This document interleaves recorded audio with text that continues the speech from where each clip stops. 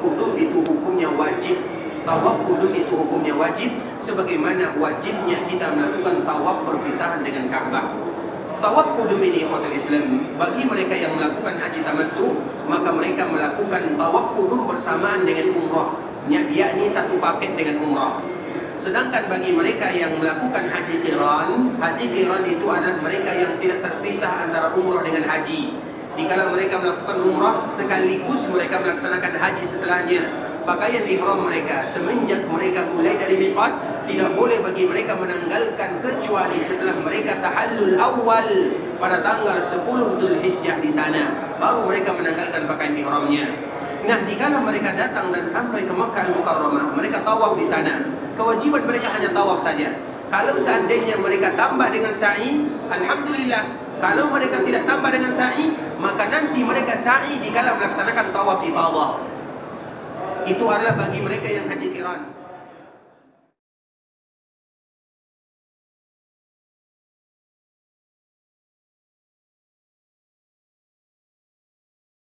الذي خلقكم من نفس واحدة وخلق منها زوجها وبث منهما رجالا كثيرا ونساء واتقوا الله الذي تساءلون به والأرحام إن الله كان عليكم رقيبا يا أيها الذين آمنوا اتقوا الله وقولوا قولا سديدا يصلح لكم أعمالكم ويغفر لكم ذنوبكم ومن يطع الله ورسوله فقد فاز فوزا عظيما أما بعد فإن أصدق الحديث كتاب الله وخير الهدي هدي محمد صلى الله عليه وسلم وشر الأمور محدثاتها فإن كل محدثة بدعة وكل بدعة ضلالة. إخوة الإسلام saudara kaum muslimin, para tamu Allah rahimani wa rahimakumullah. Alhamdulillah, Allah subhanahu wa ta'ala kembali memberikan kemudahan kepada kita bersama untuk bisa datang duduk di dalam masjid yang sangat indah, yang pondasinya adalah iman dan taqwa kepada Allah subhanahu wa ta'ala. Masjid Rasulullah sallallahu alaihi wasallam yang diabadikan sejarahnya oleh Allah subhanahu wa ta'ala di dalam Al-Quran, la masjidun ussisa ala taqwa, yaitu masjid yang pondasinya adalah iman dan takwa kepada Allah Subhanahu wa taala. Allah Subhanahu wa taala berikan kemudahan kepada kita bisa tinggal di dalamnya walaupun hanya beberapa saat saja. Namun itu merupakan nikmat yang paling mulia yang mesti selalu bagi kita untuk menjadi hamba yang bersyukur kepada Allah Subhanahu wa taala. Kemudian salawat beriringkan salam semoga senantiasa tercurahkan buat junjungan alam Nabi kita yang mulia, uswah dan qudwah kita bersama Muhammad bin Abdullah sallallahu alaihi wasallam. Rasulullah sallallahu alaihi wasallam adalah manusia pilihan. Rasulullah sallallahu alaihi wasallam adalah rasul yang paling sayang, yang paling cinta kepada kita bersama. Bahkan di dalam sebuah hadisnya Nabi sallallahu alaihi wasallam menginginkan agar bisa bersua dan berjumpa dengan umatnya. Sehingga Nabi sallallahu alaihi wasallam menyebutkan wadidna law anna qad ra'ayna ikhwanana. Aku berkeinginan untuk bisa bersua dan berjumpa dengan saudara-saudaraku. Dan yang dimaksud oleh Nabi sallallahu alaihi wasallam dengan kalimat saudara di dalam hadis ini adalah kita sebagai umatnya. Maknanya saking rindunya Nabi sallallahu alaihi wasallam untuk melihat umatnya.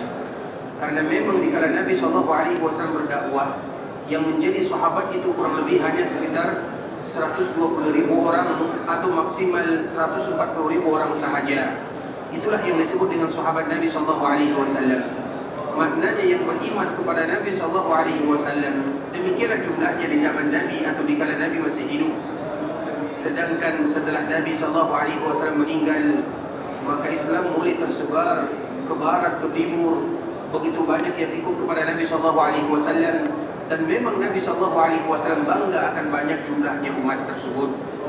Dan di antara salah satu keinginan Nabi sallallahu alaihi wasallam adalah berjumpa dengan umat yang sangat banyak. Karena semakin banyak umat Nabi sallallahu alaihi wasallam, semakin bangga Rasulullah sallallahu alaihi wasallam dengannya. Karena memang di antara tujuan Nabi yang mulia sallallahu alaihi wasallam, Nabi bangga dengan umat yang banyak. Kemudian hanya bukan sekadar banyak saja, tapi juga Nabi sallallahu alaihi wasallam bangga menjadi umatkan atau menjadi umat yang mana umat Nabi sallallahu alaihi wasallam adalah umat yang terbanyak mengisi surga Allah Subhanahu wa taala. Sehingga 2/3 bagian daripada surga itu semuanya diisi oleh umat Nabi sallallahu alaihi wasallam.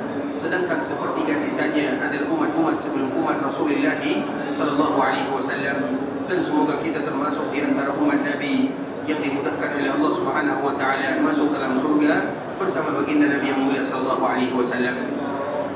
Dan di antara kewajiban kita bersama, terutama di hari ini adalah hari Kamis malam Jumat. Di hari Jumat malam Jumat merupakan hari yang paling bagus, di mana memperbanyak berselawat kepada Rasulullah sallallahu alaihi wasallam. Ia berselawat kepada Nabi kita lakukan setiap harinya. Tapi apabila kita sampai di hari Jumat, maka selawat itu lebih lagi bagi kita untuk memperbanyaknya. Sehingga Nabi sallallahu alaihi wasallam pernah menyebutkan dalam sebuah hadisnya, salatu ummati tu'radu alayya fi kulli yaumi jumu'ah. Sesungguhnya selawat yang diucapkan oleh umatku akan diperlihatkan kepadaku setiap hari Jumat.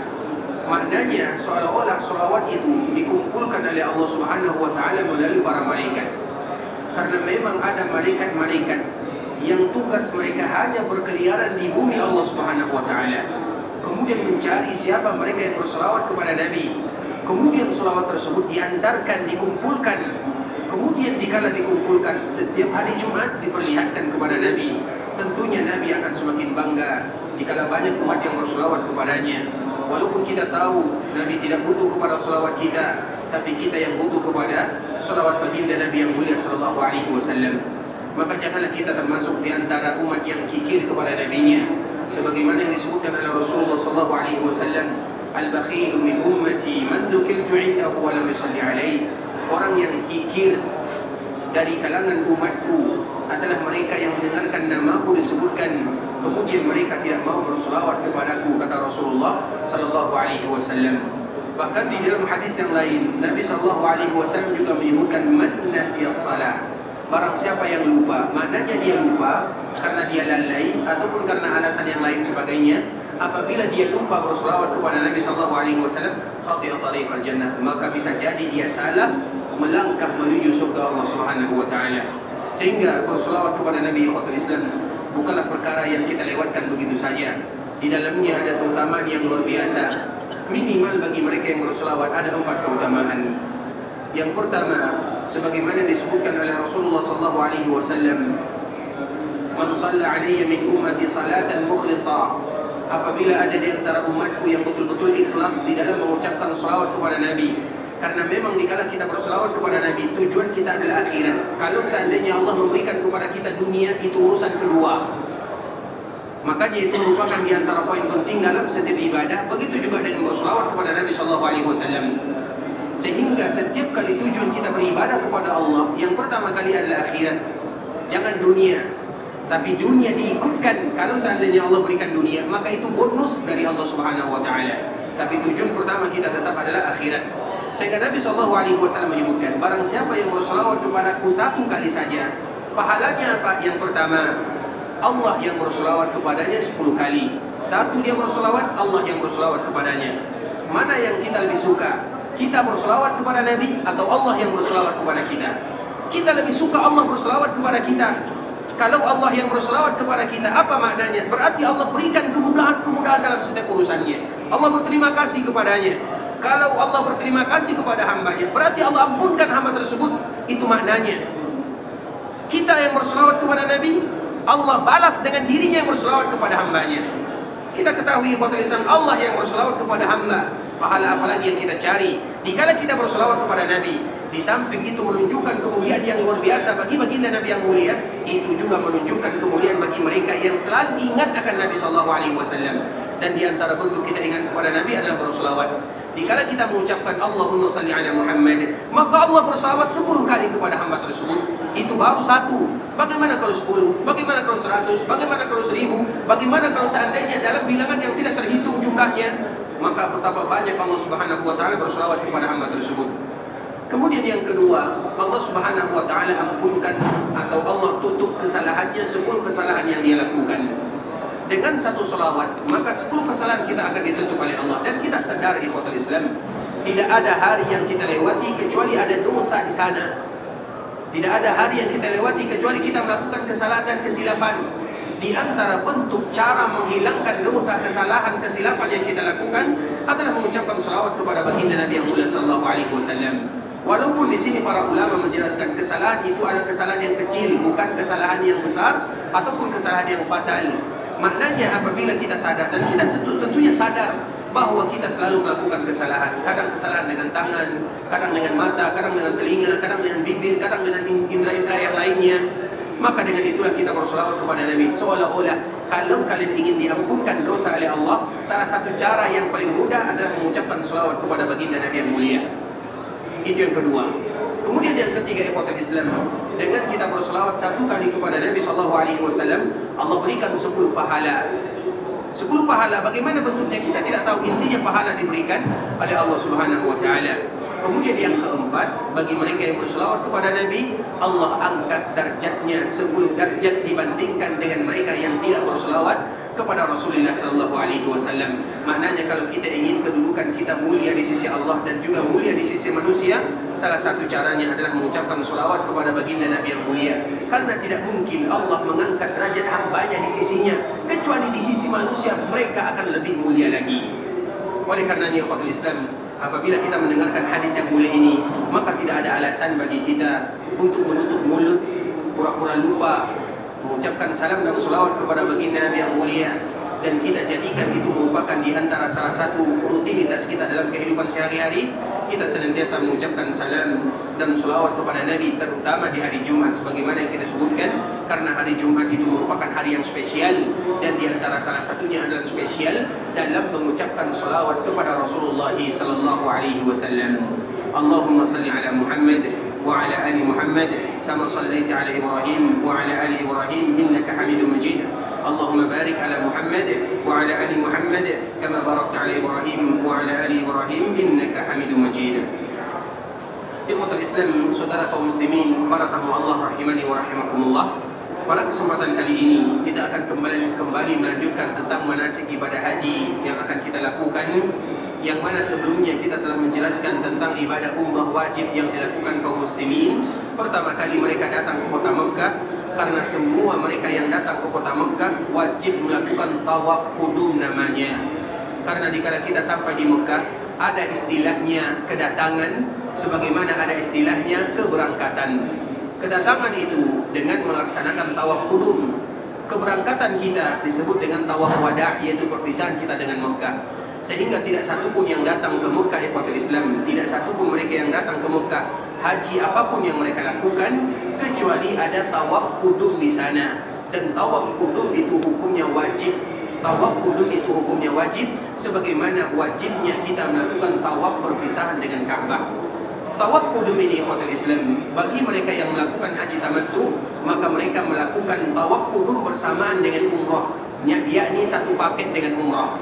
Sedangkan bagi mereka yang melakukan haji qiran itu adalah mereka yang tidak terpisah antara umrah dengan haji. Dikala mereka melakukan umrah, sekaligus mereka melaksanakan haji setelahnya. Pakaian ihram mereka semenjak mereka mulai dari miqat, tidak boleh bagi mereka menanggalkan kecuali setelah mereka tahallul awal pada tanggal 10 Zulhijjah di sana, baru mereka menanggalkan pakaian ihramnya. Nah, dikala mereka datang dan sampai ke Makkah Al-Mukarramah, mereka tawaf di sana. Kewajiban mereka hanya tawaf saja.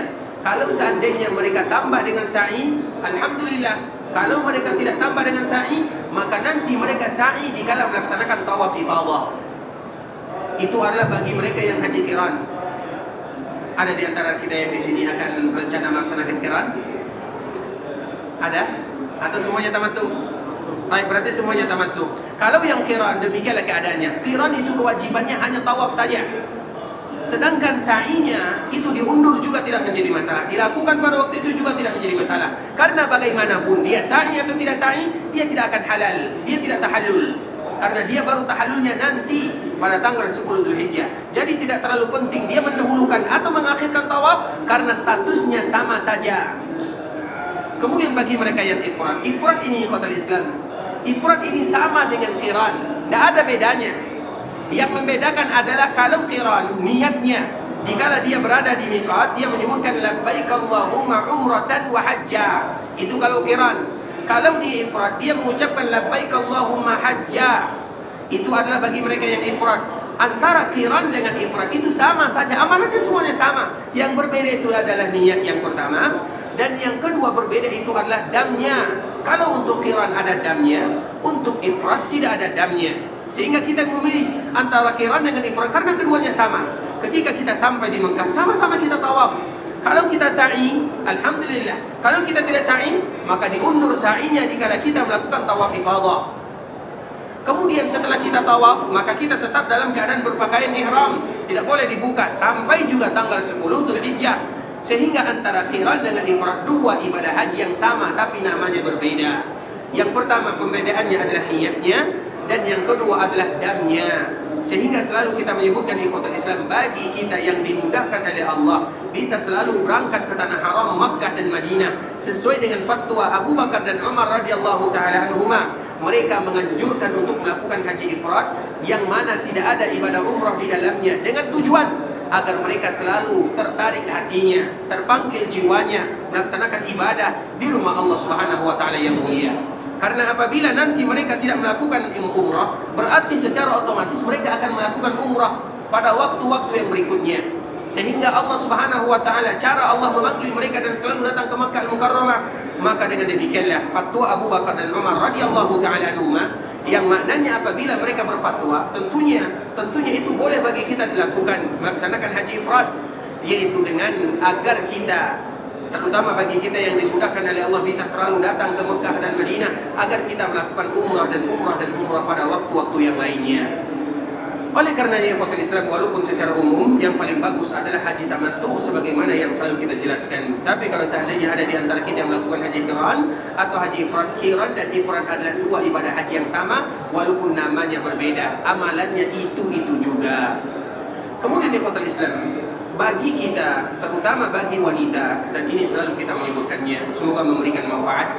Kalau seandainya ada di antara kaum wanita, terutama rombongan kita tidak memungkiri ada sebagian mereka yang mungkin datang bulannya, dan itu di luar daripada kekuasaan kita, bukan kita yang mengaturnya, tapi itu merupakan ketentuan Allah Subhanahu wa taala kepada anak Adam, kepada wanita-wanita anak Adam. Kalau seandainya ada di antara keluarga kita, rombongan kita, istri kita atau saudari kita yang datang bulan, maka jangan buat untuknya haji tamattu. Maka dari awal ini ikhwatul Islam, jangan jadikan tamattu untuknya, jadikan qiran baginya. Langsung berniat saja, labbaik Allahumma umratan wa hajjah. Iya, kita sama-sama nanti di miqat kita mengucapkan niat, tapi niat untuk dia labbaik Allahumma umratan wa hajjah. Kenapa demikian? Karena kalau seandainya dia bertamattu juga tidak ada gunanya. Kenapa tidak ada gunanya? Karena dia juga tidak bisa tawaf di Makkah Al-Mukarramah. Atau kalau seandainya kita tidak mau menjadikan dia qiran, maka jadikan dia ifrad. Jadi bagi mereka yang datang bulan, wanita-wanita kaum muslimin, maka dua ibadah ini yang bagus untuknya, antara qiran dengan ifrad. Kalau seandainya dia mengambil qiran, alhamdulillah. Kalau dia mengambil ifrad, maka boleh baginya untuk nanti setelah haji, kemudian dia ingin kembali umrah, tidak menjadi masalah. Jadi umrahnya diakhirkan, tapi niat tentunya sudah berbeda. Walaupun sama-sama dua amalannya, karena tidak mungkin ada sebagian wanita kaum muslimin sebagaimana yang terjadi kepada ibunda kita Aisyah radhiyallahu taala anha. Ibunda Aisyah radhiyallahu taala anha, dia datang bulan dikala dia melaksanakan ibadah haji bersama Nabi. Karena di dalam melaksanakan ibadah haji, Nabi membawa semua keluarganya, semua istrinya dibawa oleh Nabi sallallahu alaihi wasallam, yang jumlah mereka kurang lebih 9 orang. Dibawa oleh Nabi sallallahu alaihi wasallam. Ada di antara mereka yang datang bulan, terutama ibunda kita Aisyah. Nah, Aisyah sudah berniat dari awal qiran, tapi dia tidak bisa ngapain di Makkah Al-Mukarramah, masuk ke Mekah atau masuk ke Ka'bah juga tidak bisa dilakukan. Jadi akhirnya dirubah niatnya, dan kita selalu menyebutkan ikhwatul Islam, merubah niat itu tidak menjadi masalah, tapi dari atas ke bawah, bukan dari bawah ke atas. Contohnya misalnya kita terlambat sholat subuh bersama kaum muslimin, kemudian kita sampai di masjid, kita tetap sholat di masjid. Kemudian kita sholat, karena kaum muslimin sudah melaksanakan sholat berjemaah. Kemudian kita sholat, niat kita ini adalah wajib. Kemudian tiba-tiba ada sebahagian rombongan kaum muslimin, mereka kembali melakukan sholat berjemaah di sana. Rombongan kedua kalau bahasa kitanya. Karena kalau ada di antara kita grup yang terlambat, misalnya kita selesai, datang ke masjid, kita dapatkan imam sudah selesai, kemudian kita kembali berjamaah, boleh atau tidak? Boleh, tidak menjadi masalah. Nah, dikala dia sholat sendirian, dia dengar ternyata ada orang yang berjemaah di sana. Boleh tak dia batalkan? Tidak mungkin. Tapi dia mempercepat solatnya, dirubah menjadi solat sunat yang tadi wajib.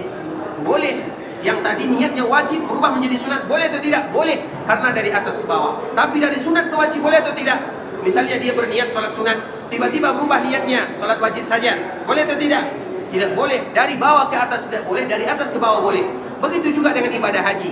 Ibadah haji susunannya adalah haji tamattu, qiran, ifrad. Dari ifrad ke tamattu susah. Tapi dari tamattu ke qiran atau dari qiran ke ifrad silahkan, tidak menjadi masalah. Karena itu semuanya demi kemaslahatan bagi mereka yang melaksanakan ibadah haji itu sendiri. Salah satunya ikhwatul Islam. Makanya memang dianjurkan bagi kita dari awal, terutama bagi wanita-wanita yang tadi mungkin bersama kita atau istri kita atau keluarga kita, kalau seandainya mereka datang bulannya, maka langsung saja niat mereka qiran atau ifrad. Kalau kita tahu kemungkinan mereka tidak bisa tawaf sebelum tanggal 8 Zulhijjah. Kalau mereka tidak mungkin lagi tawaf sebelum tanggal 8, misalnya sekarang tanggal 4. Biasanya wanita 7 hari, 6 hari, ataupun 9 hari misalnya. Tanggal 4 sekarang dia datang bulannya. Berarti kemungkinan tanggal 8 dia tidak mungkin bisa melaksanakan tawaf. Maka langsung saja dia melakukan qiran atau ifrad. Dan kita tahu ikhwatul Islam, Nabi SAW sampai di Mekah tanggal 4 seperti ini. Tanggal 4 Zulhijjah pada hari Ahad, Nabi SAW sampai di Mekah. Kemudian Nabi tawaf. Begitu juga dengan sahabat yang lainnya. Bagi mereka yang tidak bawa dam, tidak bawa domba, maka mereka mencukur rambutnya atau memendekkan rambutnya. Bagi mereka yang membawa dendanya atau damnya atau dombanya, maka mereka tidak mencukur rambutnya, karena dendanya tidaklah disembelih kecuali pada tanggal 10 Zulhijjah. Dan salah satunya adalah Nabi SAW. Kenapa Nabi SAW tidak menyembelih atau tidak melakukan haji tamattu? Karena Nabi membawa domba, yang mana domba ini tidak boleh disembelih oleh Nabi SAW kecuali tanggal 10. Jadi maknanya Nabi melakukan haji qiran, walaupun Nabi menganjurkan kepada kita untuk melakukan haji tamattu. Nah, bagi wanita-wanita yang tadi telah kita sebutkan, mereka dianjurkan dari awal-awal mengambil haji qiran ataupun haji ifrad. Kalau seandainya kemungkinan sebelum tanggal 8 mereka tidak bisa melakukan tawaf. Sedangkan ihramnya tetap, mereka tetap dalam keadaan ihram. Tidak boleh bagi mereka melewati miqat kecuali mereka tetap dalam keadaan ihram. Mereka datang bulan atau tidak datang bulan, maka mereka tetap mengucapkan labbaik Allahumma umratan kalau tamattu. Kalau qiran, labbaik Allahumma umratan wa hajja. Kalau mereka hanya ingin melakukan ifrad, labbaik Allahumma hajja saja. Kemudian ikhwatul Islam, setelah kita melakukan tawaf, bagi kita yang tamattu, qiran ataupun ifrad, semuanya sama-sama melakukan tawaf qudum. Bagi kita yang tamattu, maka kita boleh berpakaian seperti biasa. Dan ketika kita tahallul, maka boleh bagi kita, karena kita tidak ada ikatan lagi. Kalau seandainya ada di antara kita bertanya, Ustaz, apa boleh kalau seandainya kita suami dan istri melakukan hubungan suami dan istri? Itu tidak menjadi masalah bagi mereka yang tamattu, dan apabila mereka selesai dari umrahnya sambil menunggu tanggal 8 Zulhijjahnya. Karena mereka tidak ada lagi ikatan ihram. Yang tidak boleh itu adalah qiran dan ifrad, karena mereka masih diikat dengan pakaian ihramnya, dan masih mereka diikat dengan niat ihramnya, maka tidak boleh. Maknanya ikhwatul Islam, maka itulah kelebihan daripada tamattu. Tamattu itu artinya mudah daripada yang lainnya. Salah satu kemudahannya, karena di dalam haji ikhwatul Islam ada sebuah ayat, al-hajju asyhurun ma'lumat. Haji itu dilakukan pada bulan yang berbilang-bilang, bulan yang diketahui. Ada yang disebut dengan hari-hari haji. Hari-hari haji dimulai setelah hari raya Idul Fitri, diakhiri sebelum hari raya Idul Adha. Di antara kedua hari raya ini disebut dengan al-ayyamul hajj, hari-hari haji. Nah, ketika kita ingin melaksanakan ibadah haji, harus umrahnya terutama tamattu di bulan-bulan ini. Kemudian apa kata Allah? Al-hajju asyhurun ma'lumat. Faman farada fihinna al-hajja. Barang siapa yang kewajiban haji wajib baginya, fala rafath wala fusuq wala jidal. Yang pertama rafas. Rafas itu artinya ikhwatul Islam, secara spesifik artinya adalah masalah kita dengan keluarga, masalah kita dengan wanita, maknanya dengan istri. Kalau kita sudah melakukan ibadah haji, jangan lagi dekat-dekat keluarga kita, jangan lagi dekat istri kita. Itu bahasa rafasnya. Karena nanti bisa jadi ada bahasa-bahasa cemburu di sana. Walaupun dibolehkan hukum asalnya, Tapi kalau kita sudah mewajibkan atau melaksanakan ibadah haji, hati-hati di sana. Makanya kalau bisa kita jangan satu kamar misalnya, atau jangan satu tenda misalnya, pisah-pisah. Yang mereka, yang kita. Fala rafasa. Jangan kalian melakukan rafas. Dan itu lebih ditekankan lagi, terutama bagi mereka yang qiran dan ifrad. Bagi kita yang tamattu ikhwatul Islam, kalau seandainya selesai melaksanakan ibadah umrah wajib, maka yang demikian boleh. Tapi kalau seandainya bagi yang qiran dan ifrad, maka di sana kita harus hati-hati. Sebenarnya tidak menjadi masalah, tapi karena ini ibadah, supaya apa ikhwatul Islam? Supaya kita lebih fokus kepada beribadah kepada Allah Azza wa Jalla. Bukan tidak boleh. Makanya Allah Subhanahu wa taala menyebutkan fala rafasa. Rafasa itu lebih identik kepada antara kita dengan keluarga, dengan istri, itu bahasa kitanya. Makanya kalau bisa, untuk sementara pisah tempat atau pisah bermuamalah, iya kita tetap senantiasa sama, terutama pas di hari-hari hajinya. Kalau sudah tanggal 8 di Ikhwatul Islam, jangan lagi kita dekat-dekat dengan keluarga, sudah. Maknanya kecuali kalau kita hanya memantau saja dan kita berpisah, yang laki-laki di sini, yang perempuan di sana, biarkan kita berpisah. Kenapa demikian? Karena dikhawatirkan, ia tidak salah, kecuali kalau seandainya ada keadaan-keadaan yang lainnya. Dikhawatirkan fala rafas. Rafas itu maknanya. Wala fusuk, yang kedua, wala fusuk. Jangan kalian melakukan kemaksiatan. Maknanya semua hal-hal yang bisa menjerumuskan kita melakukan hal-hal yang tidak diridai oleh Allah Subhanahu wa taala, jauhkan apapun. Kemudian wala jidal, ini juga di antara salah satu yang disebutkan oleh Allah. Jangan kita banyak bicara, terutama di dalam kita melaksanakan ibadah yang mulia. Karena banyak bicara, banyak salahnya. Kalau banyak salahnya, banyak dosanya. Terutama karena kadang-kadang ikhwatul Islam hanya gara-gara minyak wangi, kadang-kadang kita adu mulut dengan saudara.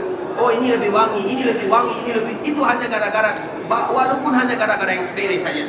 Jadi tidak usah sesuatu yang tidak penting, tidak usah kita bicara, karena dikhawatirkan kita terjerumus ke dalam lembah ini. Fala rafasa wala fusuqa wala jidal. Jangan kalian melakukan sesuatu yang bisa mengantarkan kalian kepada perdebatan atau hal-hal yang tidak bermanfaat. Makanya selama kita melaksanakan ibadah haji, 3 ini betul-betul ditekankan oleh Allah Subhanahu wa taala agar kita tidak melakukannya. Rafasa wala fusuqa wala jidal fil hajj. Kemudian apa kata Allah? Wa ma taf'alu min khairin ya'lamuhu Allah. Apapun kebaikan yang kalian lakukan, Allah pasti tahu. Wa tazawwadu fa inna khairaz zadi taqwa. Apa kata Allah Subhanahu wa taala setelahnya? Maka tujuan daripada ibadah haji yang sebenarnya adalah takwa. Cari ketakwaan yang sebenarnya. Takwa itu apa ikhwatul Islam? Abdullah bin Mas'ud radhiyallahu taala anhu menyebutkan, takwa itu artinya an yuta' fala yuqsa, an yushkar fala yukfar, an yuzkar fala yunsa. Itu mana takwa. Takwa itu bagaimana supaya kita bisa selalu taat kepada Allah Subhanahu wa taala. Ikhwatul Islam, tidak ada di antara kita yang berani menjamin satu hari yang kita lewati tidak ada dosa dan maksiat di sana. Tidak ada di antara kita yang menjamin demikian. Walaupun tidak ada di antara kita yang tidak bisa menjamin demikian, tapi kita tetap berusaha untuk melakukan hal-hal yang terbaik. Wa atbi'is sayyi'atal hasanah. Karena apabila kita sedar kita melakukan kesalahan, lakukan kebaikan setelahnya.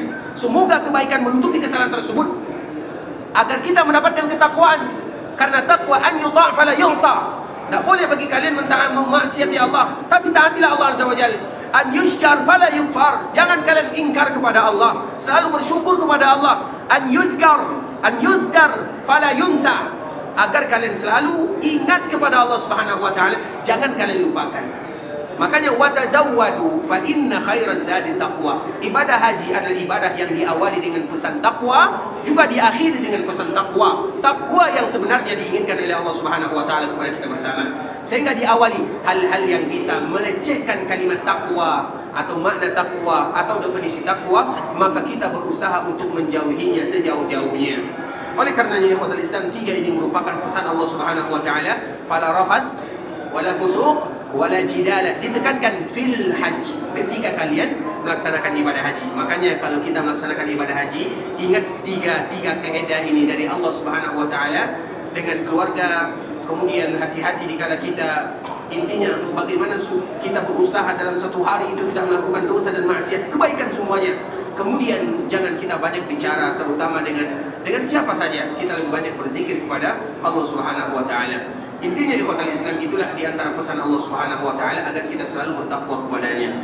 Kemudian setelah kita melakukan ibadah ini, ibadah umrah atau tawaf qudum ataupun yang semisalnya, maka kita tanggal 8 Dzulhijjah bagi mereka yang tamattu, bagi mereka yang qiran dan ifrad itu sudah diambil dari awal.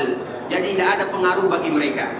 Sedangkan bagi kita yang tamattu, tentunya tanggal 8 di awal kita memulai kembali mengucapkan niat labbaik Allahumma hajja. Tanggal 8 itu ikhwatul Islam, labbaik Allahumma hajja. Dan niat ihram itu di mana saja kita berada, disitulah kita berniat tanpa mengkhususkan waktu dan tempat.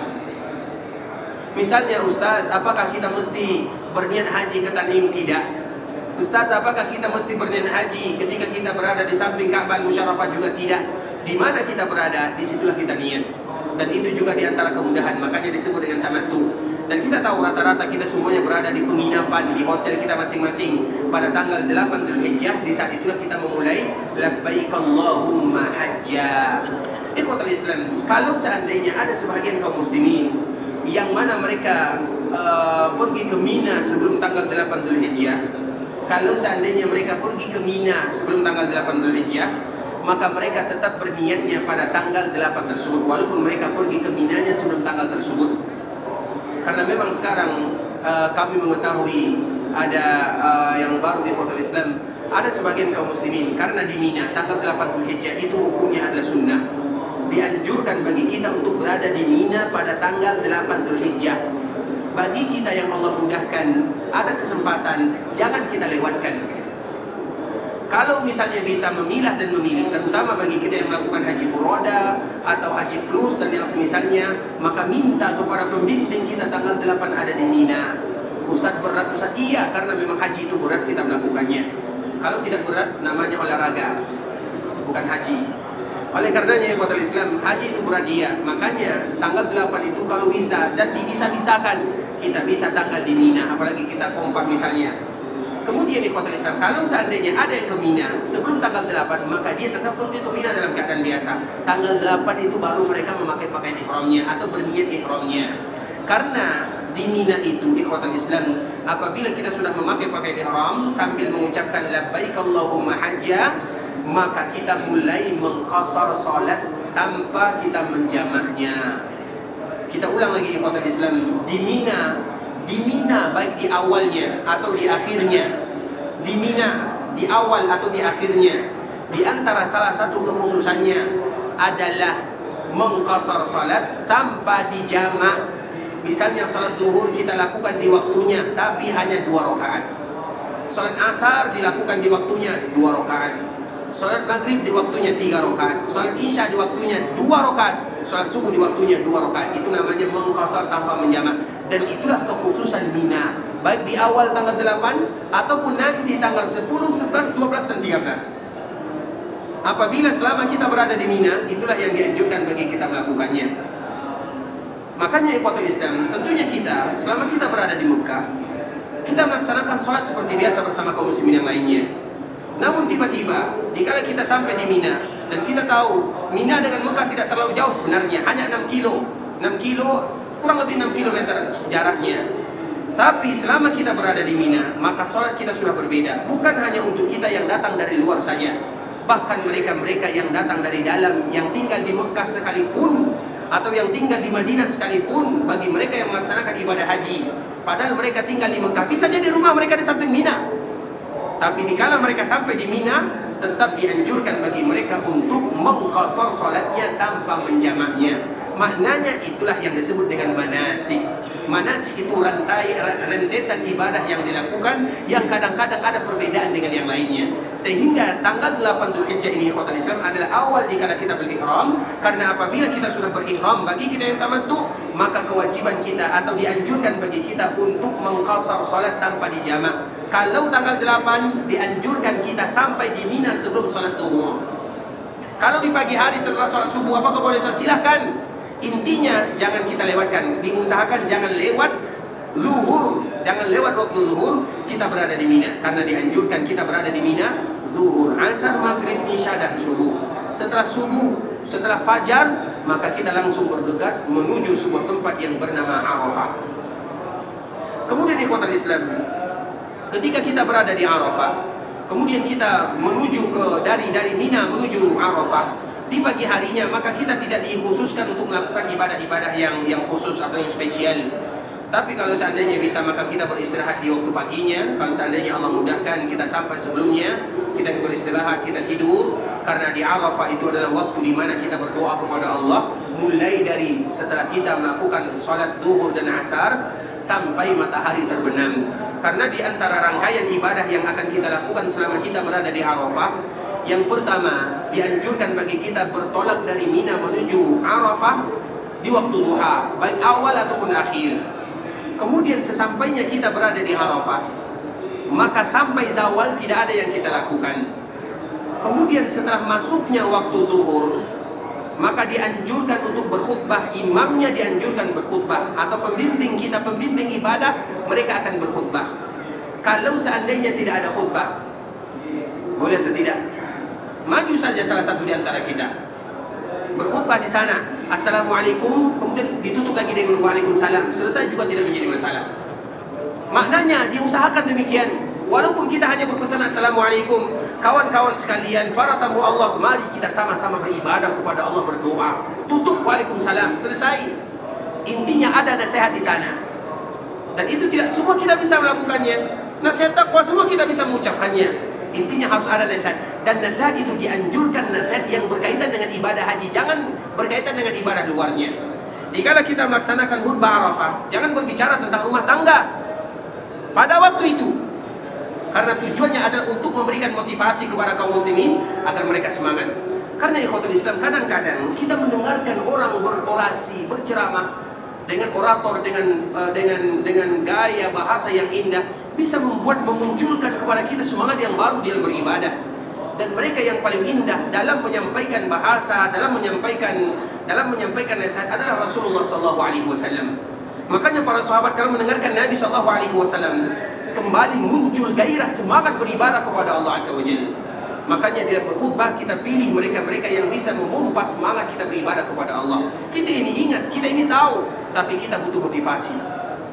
Kemudian ikhwatul Islam, setelah berkhutbah, khutbah itu, kalau seandainya khutbah ini bebas ikhwatul Islam, kita khutbah seperti khutbah Jumat juga tidak menjadi masalah. Kalau khutbah seperti khutbah hari raya juga tidak menjadi masalah.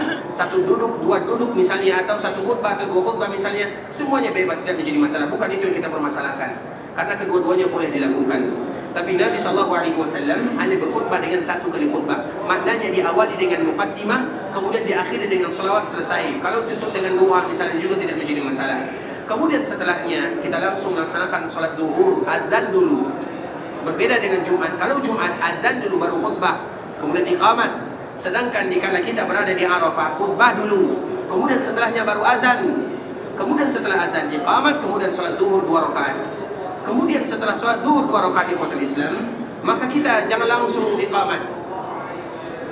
Walaupun sebagian kita langsung iqamat, boleh kita 1 menit, 2 menit misalnya duduk sambil mengucapkan astagfirullah, astagfirullah, Allahumma antas salam, kemudian baru iqamat lagi.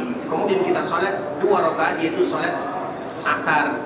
Itulah yang kita lakukan. Setelah itu ikhwatul Islam, cari tempat yang mana kita bisa bersendirian, jauh dari kawan, jauh dari semuanya.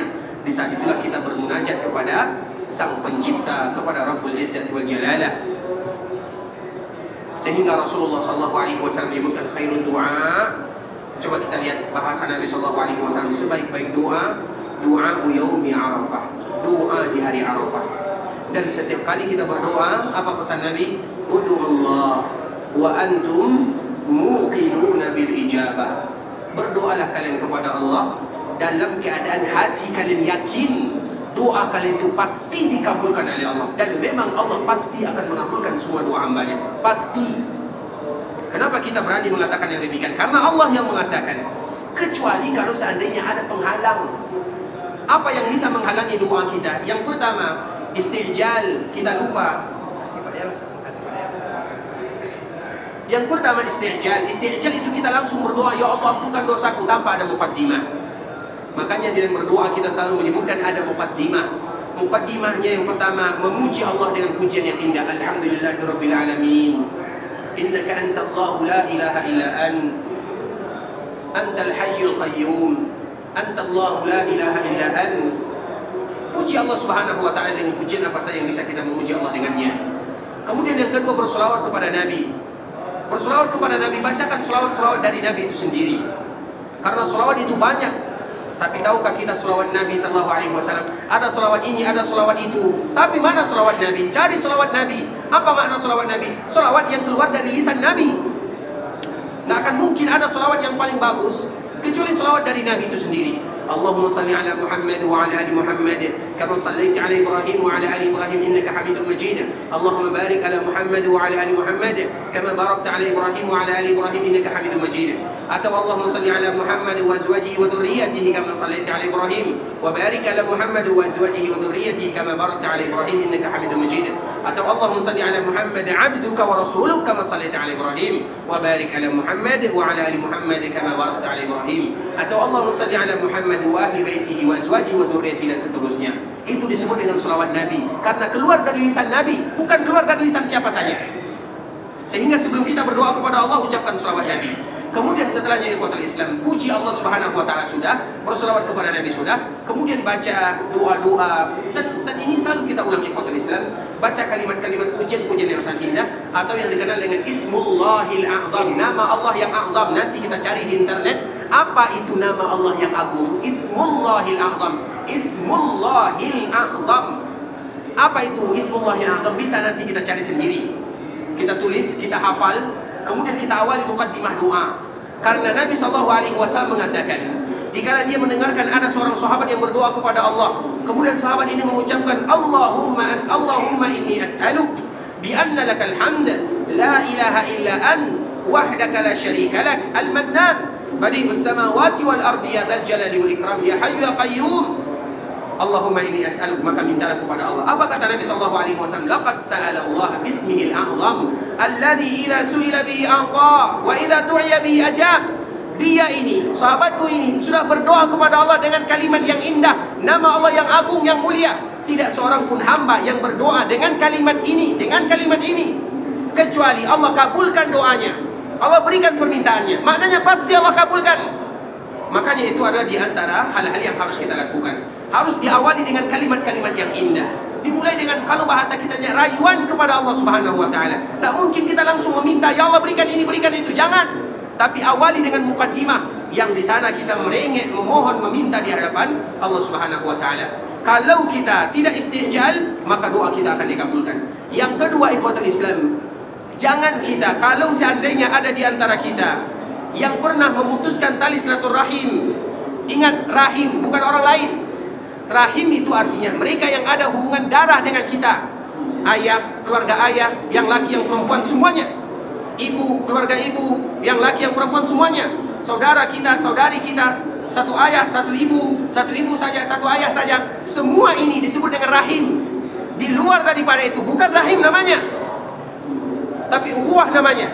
Misalnya kami dengan kita, ini namanya. Kemudian misalnya kita ingin melakukan reuni haji misalnya. Jangan ditulis dalam tulisannya kita melakukan reuni haji untuk melakukan hubungan, memperkuat hubungan tali silaturahim. Salah bahasanya. Tapi memperkuat tali silatul ukhuwah. Karena kita ini satu ukhuwah. Innamal mu'minuna ikhwah. Kata Nabi SAW. Rahim itu yang ada hubungan darah, maka disebut dengan rahim. Nah, rahim ini apabila kita ada bermasalah, maka telepon, kabari, minta maaf. Karena tidak, sebanyak apapun kita berdoa, tidak akan dikabulkan oleh Allah Azza wa Jalla. Satu jengkal dari rambut kita ini tidak akan diangkat. Kemudian yang berikutnya, ini mohon maaf ya, agar doa kita dikabulkan oleh Allah Subhanahu wa taala. Kalau kita merasa di dalam harta kita ada milik orang lain, atau sesuatu yang kita dapatkan dengan cara yang tidak bagus, maka keluarkan semuanya. Karena harta yang haram itu bukan milik kita, tapi milik orang lain yang kita rampas. Dan mereka yang ada harta haram, di dalam hartanya tidak akan pernah dikabulkan dalam keadaan apa saja. Bahkan kalau dia berada di Arafah, Allah tidak akan lihat dirinya dan Allah tidak akan kabulkan doanya. Bukan sesuatu yang mudah di ikhwatul Islam. Sehingga kalau seandainya kita merasa, makanya kalau kita merasa ada harta kita yang misalnya kita dapatkan syubhat yang tidak jelas atau yang haram, kita telepon keluarga atau kita keluarkan, berikan kepada siapa saja yang membutuhkan, fakir, miskin, atau berikan kepada hal-hal yang bisa memberikan manfaat kepada kaum muslimin. Intinya sebelum kita berada di Arafah, keluarkan semua. semuanya supaya doa kita dikabulkan oleh Allah. Karena percuma kita lelah penat 6 jam kita berdoa, tidak akan dikabulkan oleh Allah Azza wa Jalla. Karena itu merupakan janji Allah dan janji Nabi sallallahu alaihi wasallam, innallaha thayyibun la yaqbalu illa thayyiba. Sehingga Allah Subhanahu wa taala menyebutkan, ya ayyuhar rusul kulu minat thayyibati wa'malu salihah. Allah itu bagus, baik. Allah tidak suka kecuali yang baik-baik, kecuali yang bagus. Kemudian Allah menyebutkan, ya ayyuhar rusul, wahai para nabi, wahai para rasul, kulu minat thayyibat, yang kalian konsumsi harus dari yang baik, yang jelas halalnya, yang syubhat saja jauhkan, jangan dekati. Kemudian wa'malu salihah, baru lakukan kebaikan. Maknanya ikhwatul Islam, di antara salah satu yang bisa membuat kita semangat berbuat baik karena dengan yang halal. Makanya orang yang melakukan yang haram sulit mereka berbuat baik. Banyak orang yang kaya, miliaran, triliunan uangnya, tapi pernahkah mereka membangun masjid? Masjid yang harganya 200 juta atau misalnya 500 juta, musalla, menyekolahkan anak-anak kaum muslimin. Kenapa? Karena Allah tahan hatinya tidak bisa melakukan kebaikan, karena hartanya tidak jelas. Karena itu dua hal yang tidak bisa terpisahkan. Ya ayyuhar rusul kulu minat thayyibat wa'malu salihah.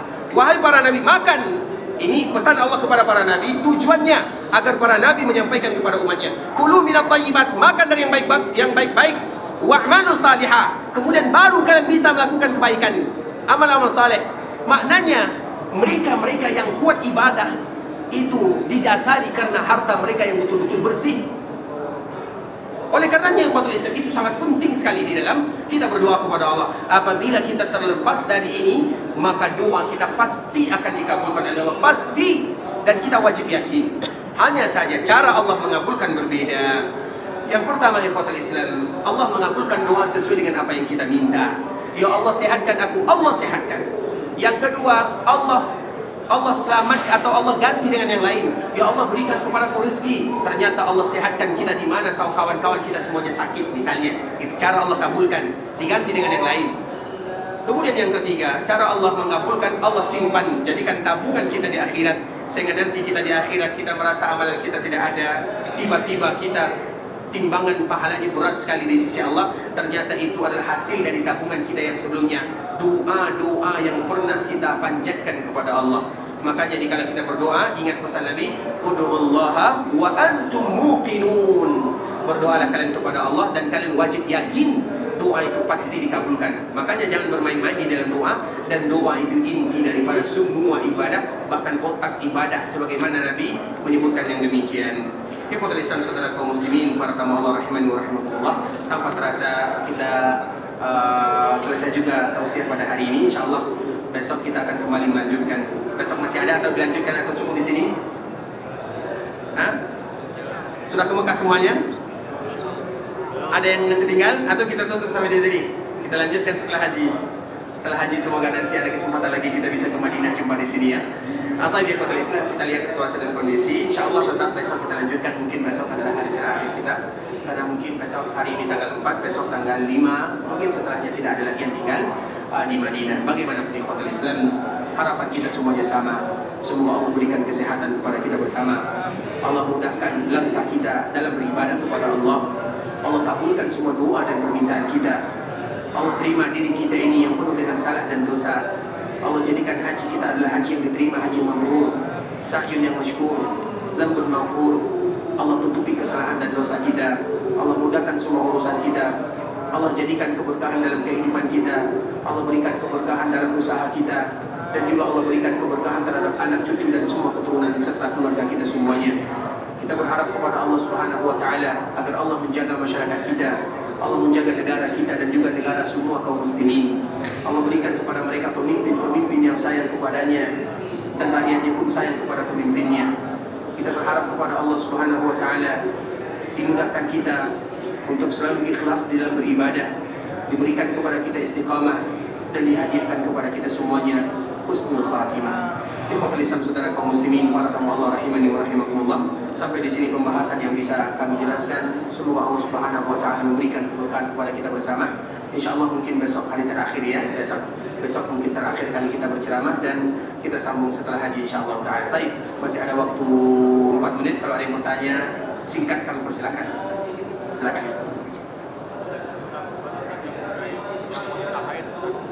wanita haid jika akan umroh. Dan satu lagi adalah bagaimana kalau masih ada niat dengan persyaratannya bisa bertahalul di mana saja Ustaz. Siapa perempuannya? Perempuan dikala sebagaimana tadi yang kita sebutkan mereka niat sama dengan kita, tapi dianjurkan mereka haji qiran atau haji ifrad sekaligus, supaya nanti mereka setelah haji suruh mereka kembali untuk melaksanakan ibadah umrah. Tahallulnya kalau perempuan itu di mana saja, dan diambilnya sekitar 2 urus jari ini, diambil semua rambutnya kemudian dipotong. Mereka sendiri mengambil juga tidak menjadi masalah. Itu pertanyaannya. Yang terkait persyaratan yang kalau hadis Bukhari kan caranya bisa kalau sakit atau apa dia bisa bertahalul segera. Dia bisa Bertahalul langsung Ustaz. itu lain ceritanya. Untuk wanita yang haid ya, tidak, mereka harus menyempurnakan ibadah. Mereka harus menyempurnakan ibadah dalam keadaan apa saja. Kita kalau melaksanakan ibadah haji ini, kalau sudah labbaik Allahumma hajjan, labbaik Allahumma umratan, tidak boleh apapun alasannya kita harus menyempurnakan. Kalau sakit atau ada alasan yang lainnya yang terpaksa bagi kita menggugurkan ibadah, maka tetap bagi kita untuk bertahallul atau mencukur rambut, kemudian kita sembelih dam. Ya, itu kalau seandainya tidak ada lagi kesempatan atau betul-betul tidak bisa lagi kita melanjutkan perjalanan. Tapi kalau masih bisa, walaupun dengan bantuan tim medis dan yang semisalnya, tetap bagi kita melanjutkan perjalanan. Dan alhamdulillah bagi semua yang melaksanakan ibadah haji ini, tidak ada yang pulang kecuali dengan membawa ibadah haji. Kadang-kadang kami kasihan nengok para tim medis perjuangan mereka. Kadang-kadang ada yang pakai tenda tawafnya, pakai apa namanya, tandu ya, tandu tawafnya. Maknanya tidak mungkin mereka pulang, mereka sudah antrian, mereka sudah mengeluarkan harta yang banyak kemudian pulang tanpa melaksanakan ibadah haji, sehingga mereka mengupayakan sedemikian rupa, kecuali kalau seandainya betul-betul tidak lagi bisa mengikutinya. Barakallahu fiik. Yang lain silakan. Dia duluan ya, silakan.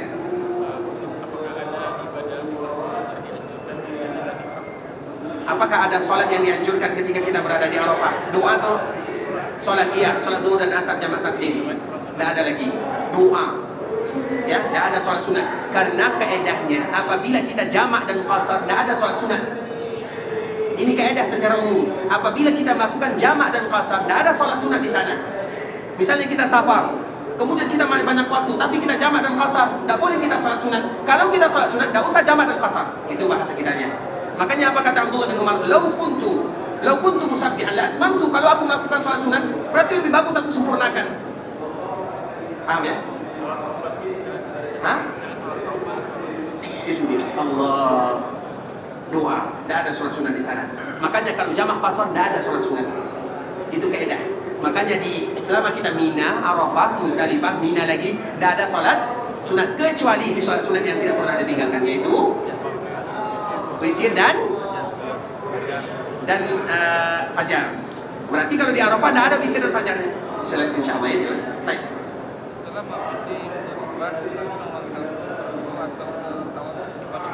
Kalau setelah mampir Muzdalifah, saatnya melontar atau bukan tawaf kembali dulu. Baik, setelah kita di Muzdalifah, maka kita akan menuju ke Mina, ya kan?